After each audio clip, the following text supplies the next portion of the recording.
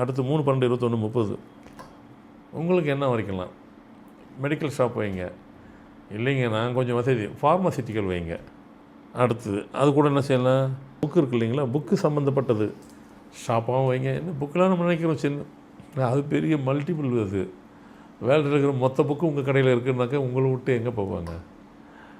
எக்கி பார்த்தோம்னா இருந்துச்சு, இப்போல்லாம் அந்தளவுக்கு பேர் இருக்குது. அதெல்லாம் ஒரு நேரத்தில் எந்த புக்கும் எங்கேயும் கிடைக்காது, அங்கே கிடைக்கும் அப்படிங்கிற மாதிரி.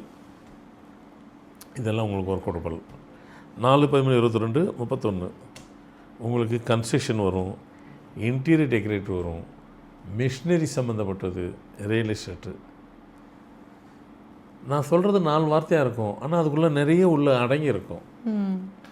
இன்டீரியர் டெக்கரேட்டர் சிம்பிளாக முடிச்சிட்டேன். அது பெரிய லெவலுங்க. ஒரு அப்பார்ட்மெண்ட்ஸ் இருக்குது, 50 மாடி அப்பார்ட்மெண்ட்ஸு. அதில் இன்டீரியர் சோலாக நீங்கள் எடுத்துட்டீங்க, நீங்கள் ஒர்க்கே உட்காந்து பண்ணுறதுக்கு ஒரு 2 வருஷம் ஆகும். அவ்வளோ பெரிய ஒர்க்கு. அதனால் இன்டீரியர் டெக்கரேட்டரில் சின்ன விஷயம் இல்லை. அதுக்கு கோர்ஸே இருக்குது. படிச்சுட்டு அந்த பிஸ்னஸ் பண்ணுறதுக்கு அது வேறு லெவலில் செய்யும். அது உங்கள்கிட்ட இருக்கும்.